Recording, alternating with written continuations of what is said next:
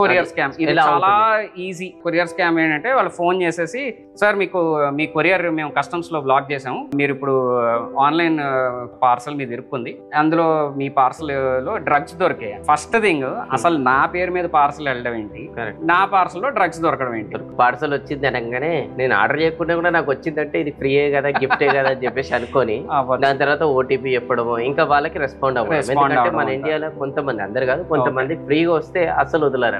ఒక సామెత కూడా ఉంది, అది కొంచెం వేరే రకం కూడా చెప్పుతా, ఏమనుకోమని. ఫ్రీగా వస్తే ఫినాయిల్ కూడా తాగుతారంటారు కదా.